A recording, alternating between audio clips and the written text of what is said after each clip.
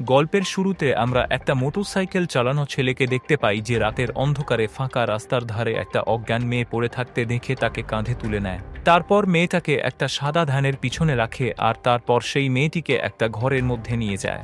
ঘরটা পুরো সাদা, ঝলমলে আলোরে ভরা। এদিকে আমরা সেই অজ্ঞান হয়ে পড়ে থাকা মেয়েটিকে মৃত অবস্থায় পড়ে থাকতে দেখতে পাই, অর্থাৎ তাকে মোটরসাইকেলের ছেলেটি মেরে ফেলেছে। অন্যদিকে আমরা আরেকটি মেয়েকে দেখতে পাই যে কাপড় ছাড়া আছে এবং সে মৃত মেয়েটার জামা কাপড় খুলে নিজে পরে নেয়। তারপর সে মৃত মেয়েটার শরীরের দিকে বেশ অদ্ভুতভাবে তাকিয়ে থাকে। মেয়েটার শরীরে একটা পিঁপড়া ছিল যা সে এক দৃষ্টিতে দেখতে থাকে যেন জীবনে আগে কখনো পিঁপড়ে দেখেনি। এই সময় আমরা আকাশের দিকে দেখি একটা স্পেসশিপ ভাসতে ভাসতে আসে আর কিছুক্ষণ পর মেঘের ভেতরে মিলিয়ে যায়। আসলে এই মেয়েটা মানুষ নয়, বরং একটি এলিয়েন যে এই স্পেসশিপ থেকে এসেছে।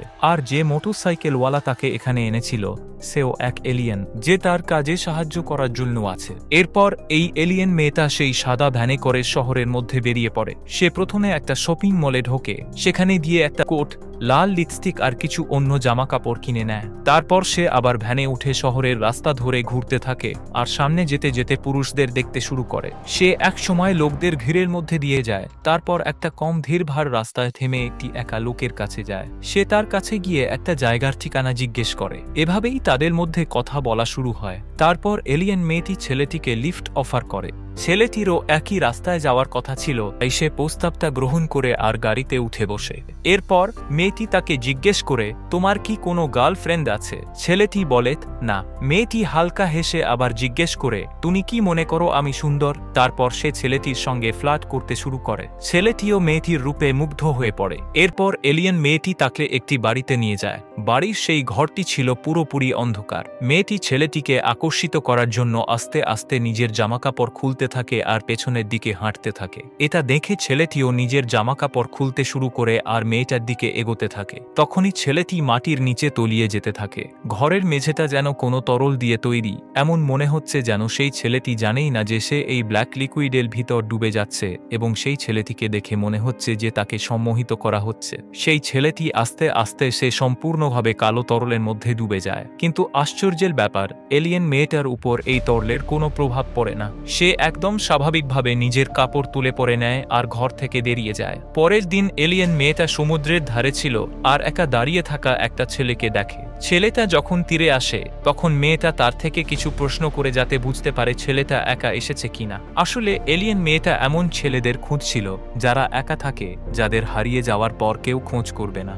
ঠিক তখনই একটা মহিলা তার ডুবে যাওয়া কুকুরটাকে বাঁচানোর জন্য গভীর জলে সাঁতার কেটে যেতে থাকে, কিন্তু স্রোত এতটাই তীব্র ছিল যে সে নিজেই ডুবে যেতে থাকে। যখন তার স্বামী এটা দেখে তখন সে সমুদ্রের কাছে যায়, কিন্তু সেও প্রচণ্ড স্রোতে ভেসে যেতে থাকে। এই দৃশ্য দেখে যে ছেলেটা এলিয়েন মেয়েটার সঙ্গে কথা বলছিল সেও সাহায্য করতে ছুটে যায়। সে অনেক কষ্টে মহিলার স্বামীকে টেনে এনে তীরে নিয়ে আসে আর নিজেও ক্লান্ত হয়ে মাটিতে পড়ে যায়। কিন্তু বাঁচানোর পরেও সেই লোকটা আবার তার স্ত্রীর জন্য সমুদ্রের মধ্যে ঝাঁপিয়ে পড়ে।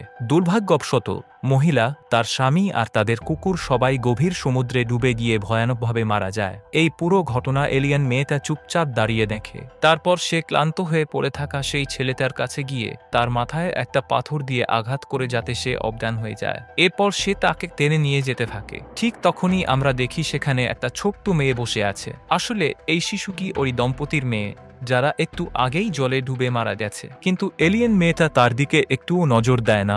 সে নিজের কাজে ব্যস্ত থাকে এবং ছেলেটার শরীর তাকে টেনে নিয়ে যেতে থাকে। এরপর সে তাকে নিজের ভ্যানে তুলে নেয় আর চলে যায়। রাতের বেলায় সেই ছোট্ট মেয়ে একা সমুদ্রের ধারে বসে কাঁদছিল। হঠাৎ এলিয়েন মেয়েটার সঙ্গী সেই মোটরসাইকেলওয়ালা এলিয়েন ছেলেটি, যাকে আমরা গল্পের শুরুতে দেখেছিলাম, সে সেখানে আসে। সে ছেলেটার তাঁবু আর বাকি জিনিসপত্র গুটিয়ে নিয়ে যায়, মানে যাকে এলিয়েন মেয়েটা কিডন্যাপ করেছিল তার সব প্রমাণ মুছে ফেলতে শুরু করে। এই পুরো সময়টায় ছোট্ট মেয়েটা কান্না করেই যাচ্ছিল, কিন্তু এলিয়েন ছেলেটা একবারের জন্য তার দিকে তাকায়নি, কারণ সেই ছেলেটিও এলিয়েন এবং তার ভেতর কোনো মানুষের মতো অনুভূতি ছিল না। এরপর রাতে এলিয়েন মেয়েটা কিছু ছেলেদের অনুসরণ করতে করতে একটা ক্লাবে চলে যায়। সেখানে তার দেখা একটা ছেলের সঙ্গে হয় যে খুব দ্রুতই তার প্রতি আকৃষ্ট হয়ে পড়ে। এলিয়েন মেয়েটা তাকে নিজের ফাঁদে ফেলে সেই অন্ধকার ঘরে নিয়ে যায়। এরপর আস্তে আস্তে নিজের জামাকাপড় খুলতে শুরু করে। ছেলেটা জামাকাপড় খুলে তার দিকে এগোতে শুরু করে। এলিয়েন মেয়েটা আস্তে আস্তে পিছিয়ে যেতে থাকে আর ছেলেটা সম্মোহিত হয়ে সেই কালো লিকুইড নামতে শুরু করে। একদম আগেরবারের লোকটির মতো সে জানতেই পারে না যে সে লিকুইড ডুবছে এবং সে কিছুক্ষণের মধ্যে সম্পূর্ণভাবে লিকুইডের ভিতরে চলে যায় এবং এলিয়েন মেয়েটা ঘর থেকে বেরিয়ে যায়। এখন ছেলেটা নিজেকে সেই কালো তরলের মধ্যে আটকা দেখে। তার শরীর নাড়ানোর ক্ষমতা নেই। হঠাৎ সে দেখে আগের সেই লোকটাও যে এখনো জীবিত আছে, কিন্তু সে আগে থেকে অনেকটাই বুড়া হয়ে গেছে। তার শরীরের চামড়া অদ্ভুতভাবে কুঁচকে গেছে। যখন ক্লাবের ছেলেটি তাকে হঠাৎ করে ছোঁয়ার চেষ্টা করে, ঠিক তখনই সেই লোকটি বেলুনের মতো ফেটে মারা যায়। তার শরীরের চামড়া ছড়িয়ে পড়ে আর ভেতরের সবকিছু আস্তে আস্তে তরলের মধ্যে মিশে যেতে থাকে। এ ঠিক তেমনি যেমন কোনো ফাটা বেলুনের পরে আমরা দেখি সেই লোকটির রক্ত এবং শরীরের অংশ কোনো অদ্ভুত প্রসেস এর ভিতর দিয়ে পেরোচ্ছে এবং তারপর সেই মৃত লোকটি স্ক্রিন স্যুট ব্ল্যাক লিকুইডের ভিতরেই হারভেস্ট রাখা হয়। পরের দিন এলিয়েন মেয়েটা যখন নিজের ধ্যান চালিয়ে কোথাও যাচ্ছিল, তখন সে সমুদ্রের ধারে হারিয়ে যাওয়া নিখোঁজ পরিবারের সম্পর্কে একটি রেডিও রিপোর্ট শোনে। এটা জানার পর এলিয়েন মেয়েটির কিছুটা খারাপ লাগে। সে ভাবতে থাকে হয়তো তার ছোট্ট মেয়েটাকে সমুদ্রের কাছে একা ফেলে আসাটা ঠিক হয়নি। এরপর এলিয়েন মেয়েটি নিজের ধ্যান থেকে নেমে জনবহুল একটা রাস্তায় হাঁটতে শুরু করে, কিন্তু সে চলতে চলতে মাটিতে পড়ে যায়। সে একদম স্থির হয়ে মাটিতে শুয়ে থাকে, নাড়াচাড়া করে না। তখন একজন মানুষ এগিয়ে এসে তাকে তুলে এবং জিজ্ঞেস করে, তুমি কি ঠিক আছো? লোকটা তাকে সাহায্য করার চেষ্টা করে আর মানুষদের ভালো ব্যবহার দেখে এলিয়েন মেয়েটি অবাক হয়ে যায় এবং তার ভিতর আস্তে আস্তে মানবিক ভাবনা জাগতে শুরু করে। তারপর এলিয়েন মেয়েটি নিজের ভ্যানে ফিরে আসে, চারপাশের মানুষদের দেখতে থাকে। এখন শুধু পুরুষদের নয়, সে এবার বাচ্চা, মহিলা, বৃদ্ধ সবাইকে লক্ষ্য করতে থাকে। সে তাদের ভাবনা ব্যবহার বহির্ভাবে দেখতে থাকে। এলিয়েন মেয়েটি দেখে লোকেরা হাসছে এবং তাদের দৈনন্দিন কাজে ব্যস্ত আছে।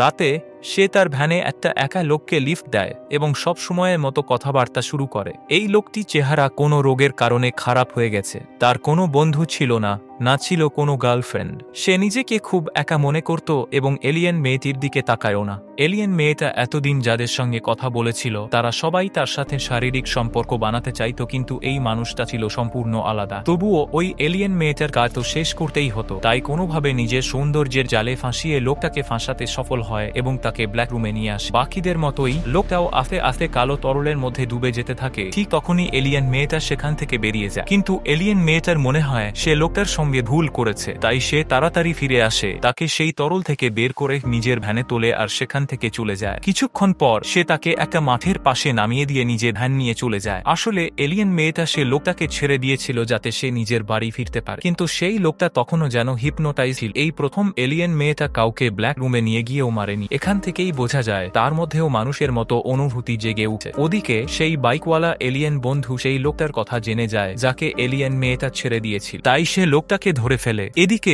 এলিয়েন মেয়েটারও বুঝতে পারে সে নিজের এলিয়েন সঙ্গীদের সাথে বিশ্বাসঘাতকতা করে। এতে তার ভয় করতে থাকে, মনে হতে থাকে তারা তাকে আর বেঁচে থাকতে দেবে না। এবার সে নিজের ভ্যান ফেলে দিয়ে হেঁটেই এগিয়ে যেতে থাকে আর একটা রেস্তোরাঁয় পৌঁছায়। সেখানে গিয়ে সে প্রথমবার কেক খায়, কিন্তু তার এলিয়েন শরীর এটা সহ্য করতে পারে না আর সে বমি করে ফেলে। এরপর এলিয়েন মেয়েটা একা বাসে করে যাচ্ছিল। তাকে চুপচাপ আর অস্বস্তিতে বসে থাকতে দেখে এক লোক তার সাথে ভালোভাবে কথা বলে এবং নিজের বাড়িতে নিয়ে যাওয়ার প্রস্তাব দেয়। এলিয়েন মেয়েটাও রাজি হয়ে তার সঙ্গে যায়। ওই লোক তাকে খাবার দিতে চায়, কিন্তু সে খেতে চায় না, বরং চুপচাপ টিভি দেখতে থাকে। এরপর মেয়েটা বাড়ির জিনিসপত্র খুঁটিয়ে খুঁটিয়ে দেখার চেষ্টা করে, যেন সবকিছু বুঝতে চেষ্টা করে। রাতে সে নিজের জামা কাপড় খুলে আয়নার সামনে দাঁড়িয়ে নিজেকে ভালো করে দেখতে থাকে। এদিকে লোকটার ব্যবহার তার ভালো লাগতে শুরু করে, আসে তার দিকে আকর্ষণ অনুভব করতে থাকে। একইভাবে ওই লোকটাও মনে মনে তাকে পছন্দ করতে শুরু করে। যখন দুজন একসঙ্গে সময় কাটাচ্ছিল তখন একে অপরের চোখের দিকে তাকিয়ে কিস করে। তারপর তারা নিজেদের জামা কাপড় খুলতে থাকে, কিন্তু যখন লোকটা তার আরো কাছে আসার চেষ্টা করে তখন এলিয়েন মেয়েটা তাকে থামিয়ে দেয়।